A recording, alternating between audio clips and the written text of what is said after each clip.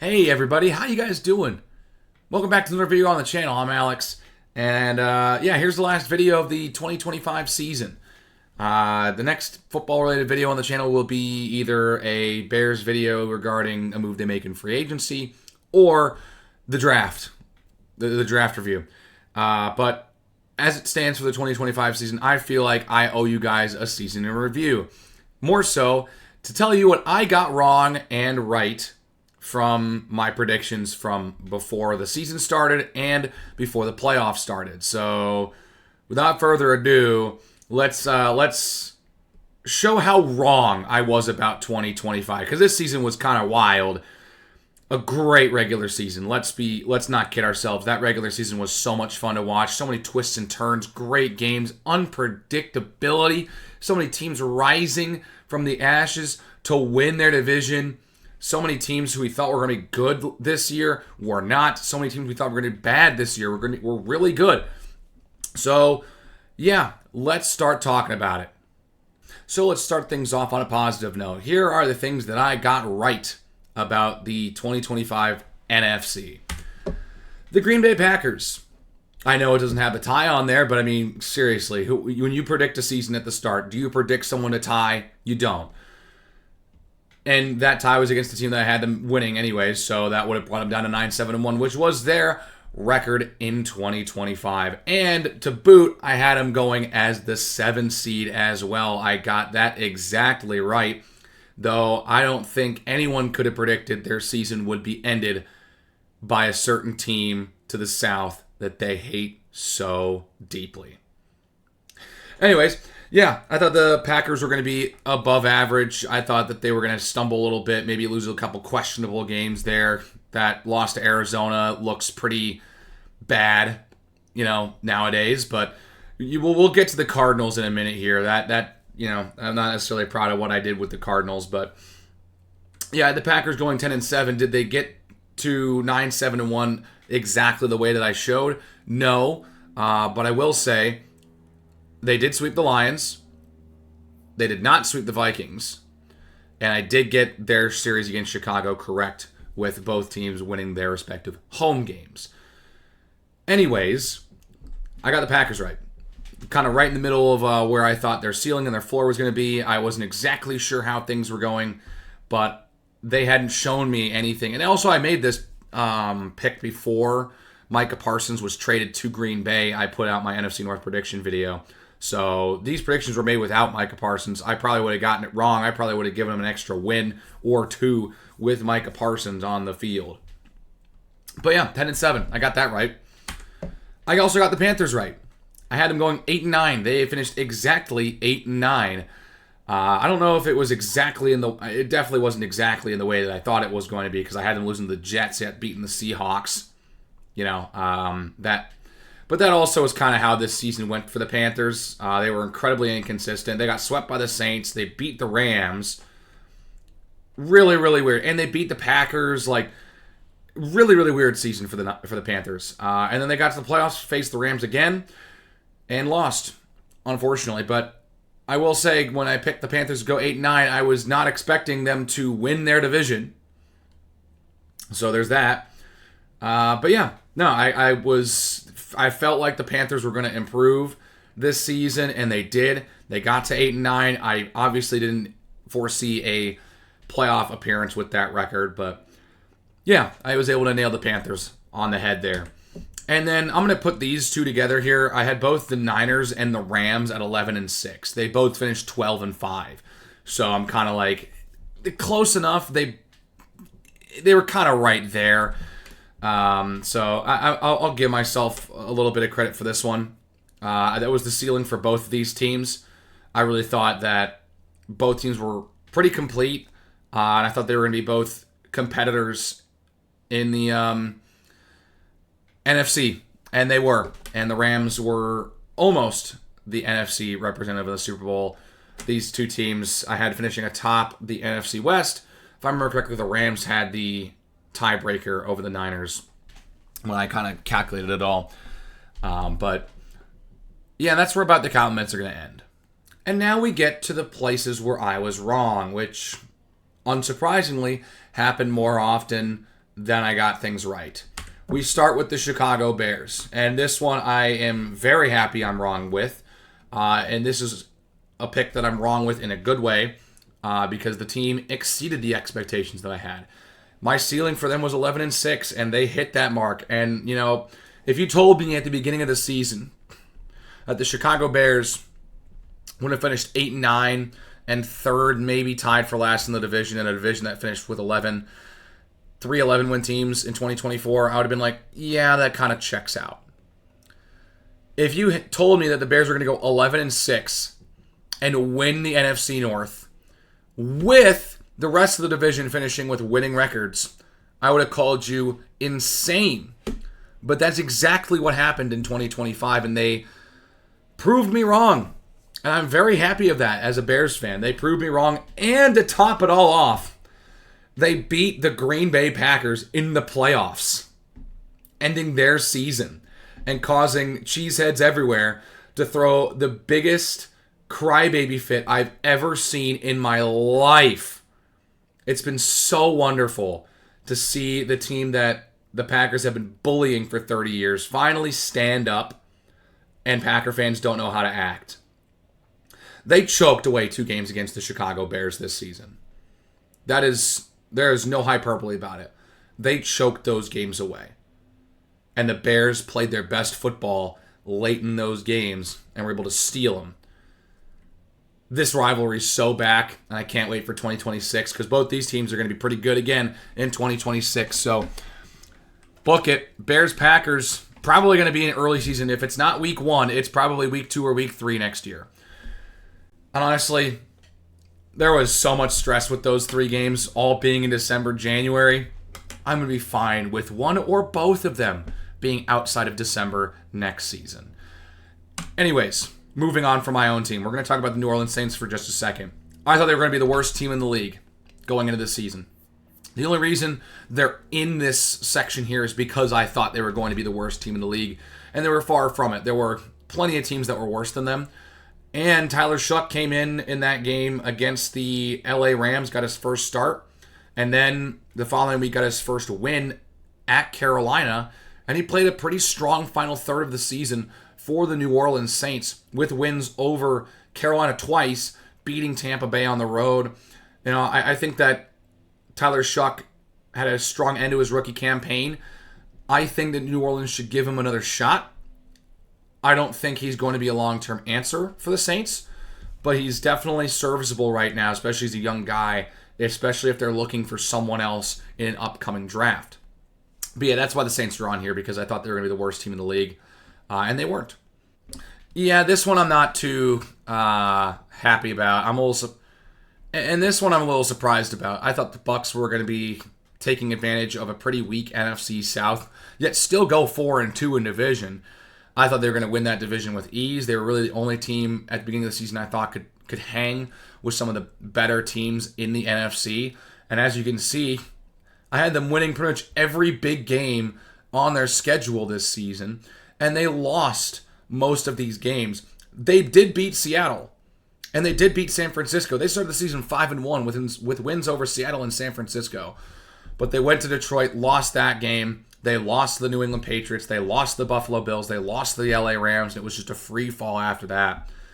And they finished 8-9 and lost the division to the Carolina Panthers. Todd Bowles is still the head coach in Tampa Bay after that collapse. All these Bucs fans want him fired. I don't blame him. He just collapsed. And these Bucs teams that probably could have been better have not been this season. And Tampa Bay had a great first half of the season from their first-round draft pick, Emeka Egbuka, but he kind of fell off the face of the map and evidently also lost offensive rookie of the year to a guy in their own division in Tedorona McMillan. Mike Evans was hurt. Chris Godwin didn't play a lot of the year. Like, offensively, Baker Mayfield did not have the weapons he thought he was going to have at the start of the season. And, you know, it probably showed a little bit as Baker did kind of panic a little bit. Wasn't exactly as clutch as he was early in the season. And, the Bucs stumbled. And then we get to Washington, and this one is more so the injury bug more than anything else. If Jade Daniels is healthy, who knows?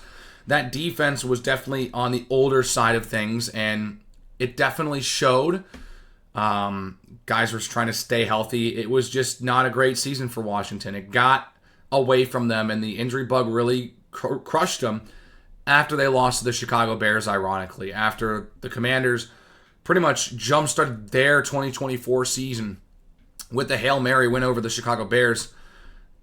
The Bears hit a walk-off field goal against Washington, and Washington then goes down a tailspin and finishes at a lowly 5-12. And yeah, kind of funny how that works, but yeah, I don't know why I had him being Seattle. You watched that game, that was brutal, and Jayden Daniels did get hurt even worse. And then when he came back after getting the elbow injury against Seattle, and he looked just not good.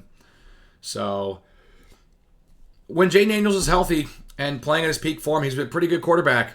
He's a really good quarterback, but he just needs to stay healthy, and I think Washington can be a playoff contender again in 2026. Maybe there's some retooling they have to do on the defensive side of the ball. I don't know.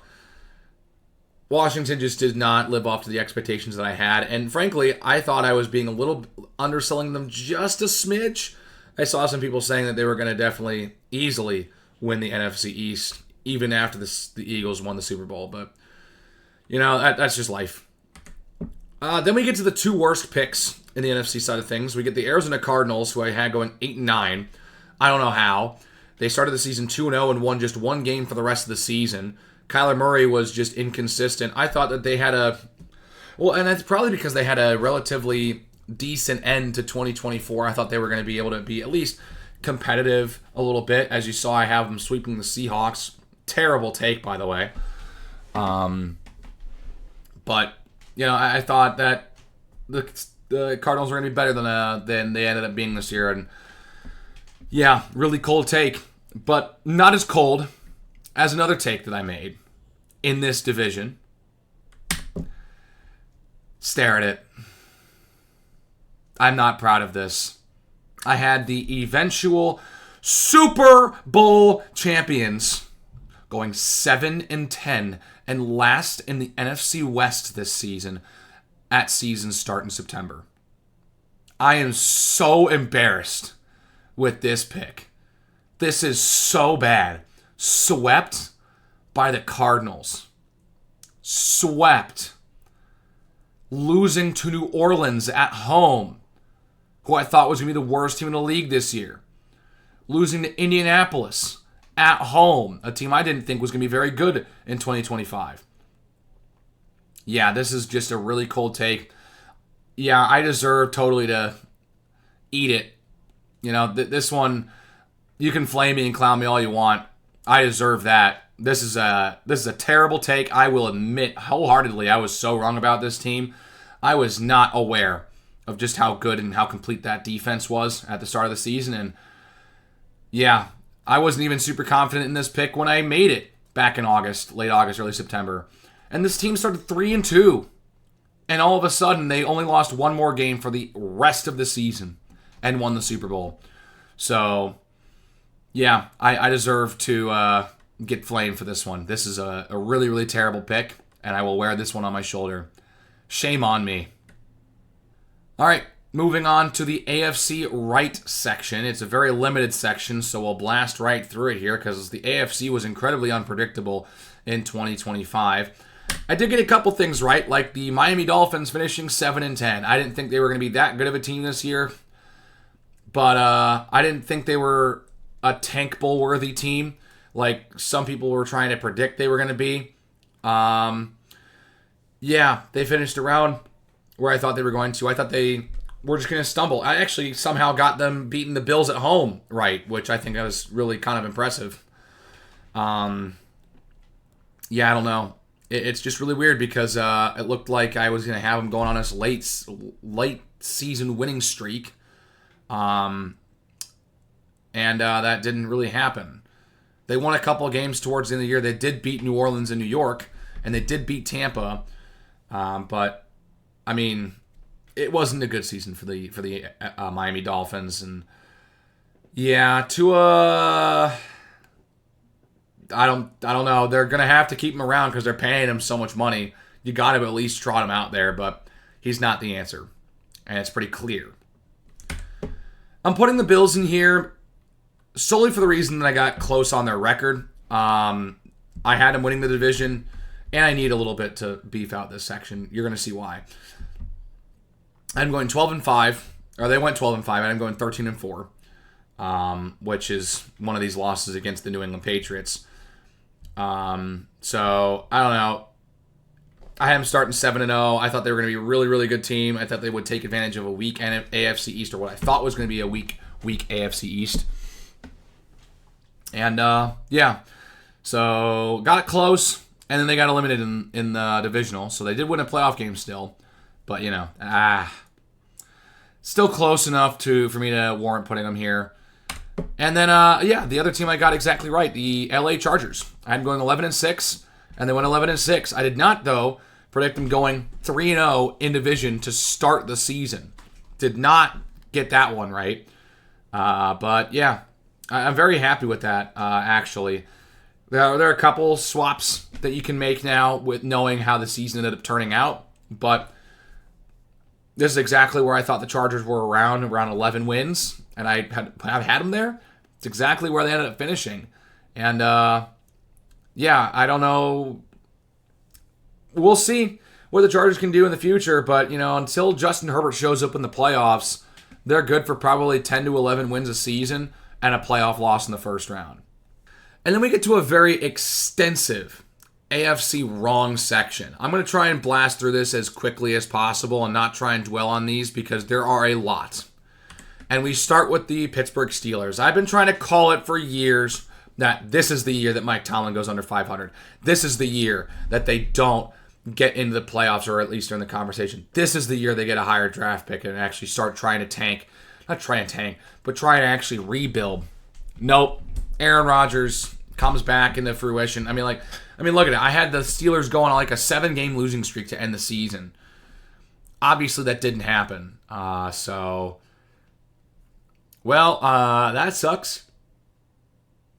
I don't know. I guess I should learn my lesson, but I don't know.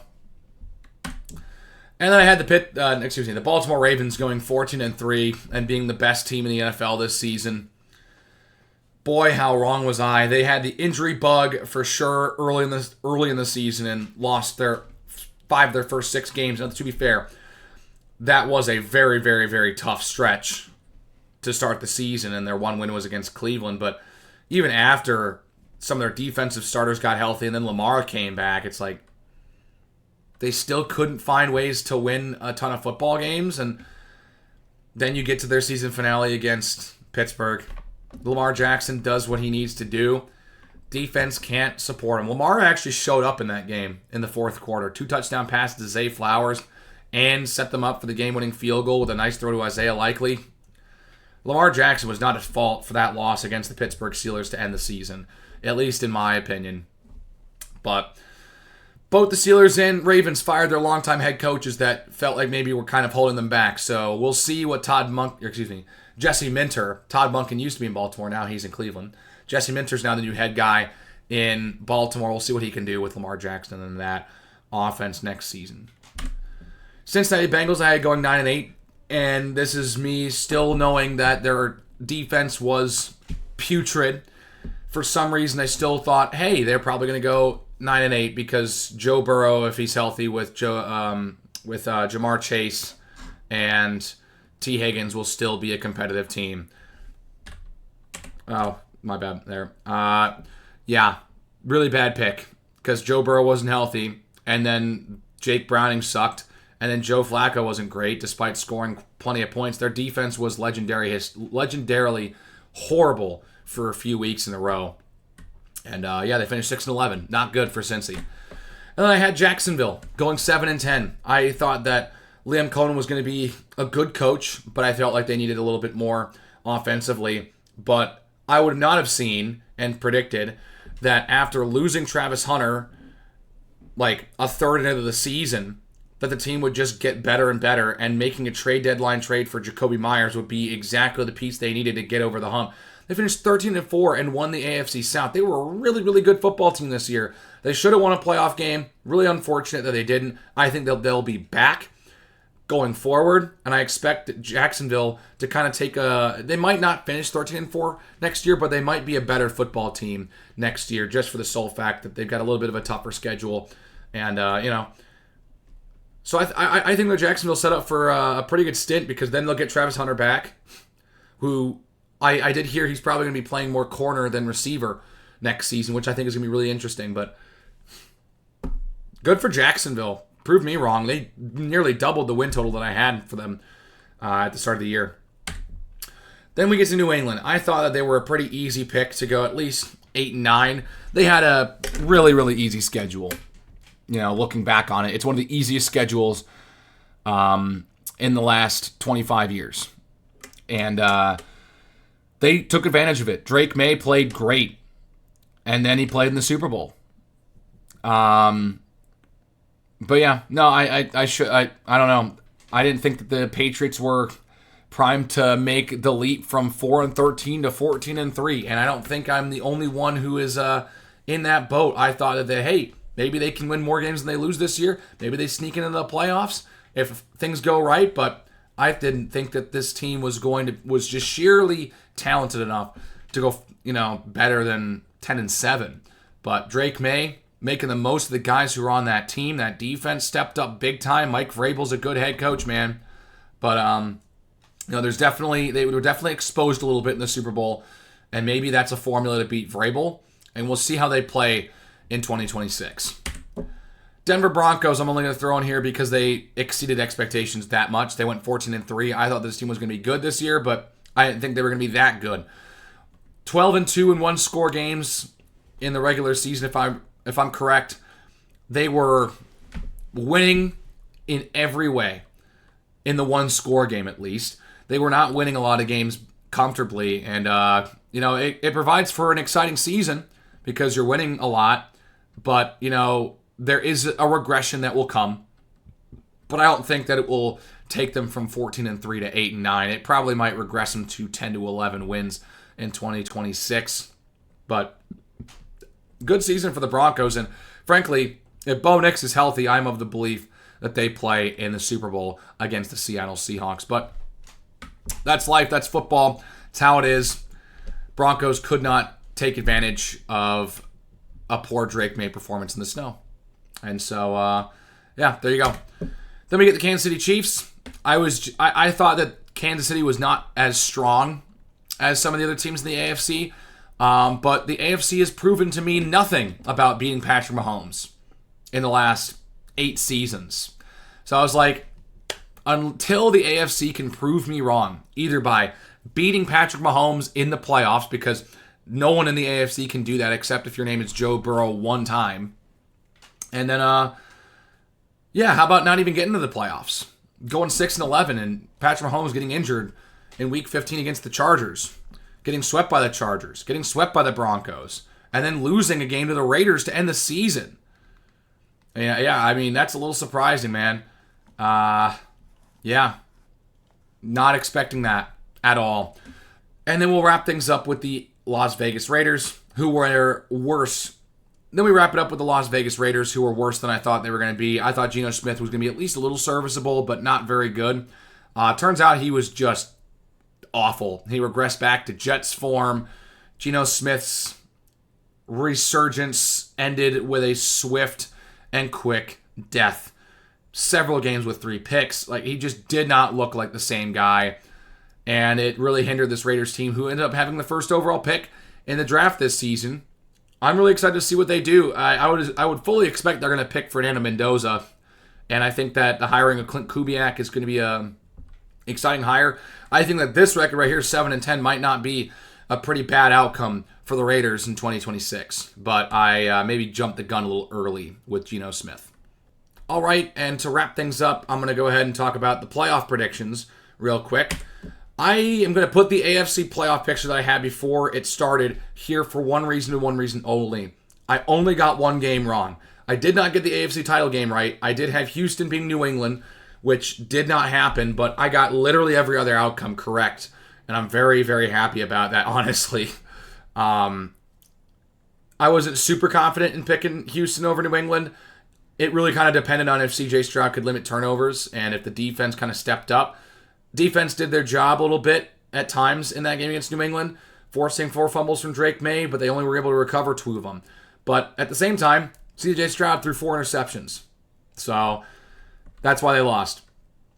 And then on the NFC side of things, I freaking nailed it, man.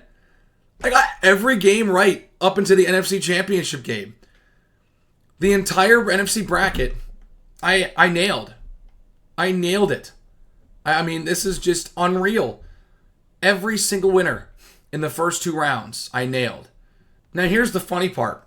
Despite nailing nearly everything in the first 2 rounds of the playoffs, this was still my Super Bowl matchup, and I picked the 2 losers of the conference championships. Of course I did. Of course I did.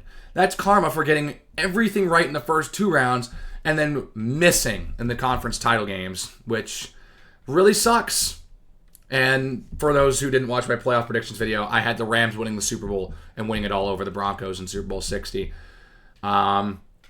Clearly, that did not happen because it was Seahawks-Patriots, and the Seahawks took home the hardware. Congrats to Sam Darnold and the dark side. That was such a fun team to watch throughout the playoffs.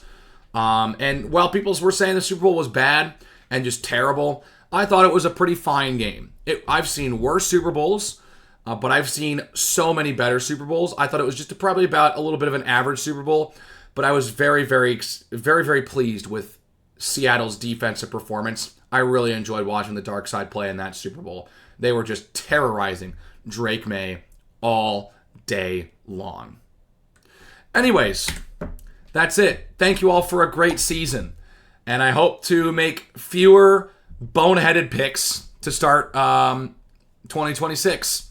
I hope I don't pick the Super Bowl winner to have a losing record and go last in their division next year. I hope to not have the playoffs go exactly the way that I think it's going to happen and then get it wrong in the conference title games next year.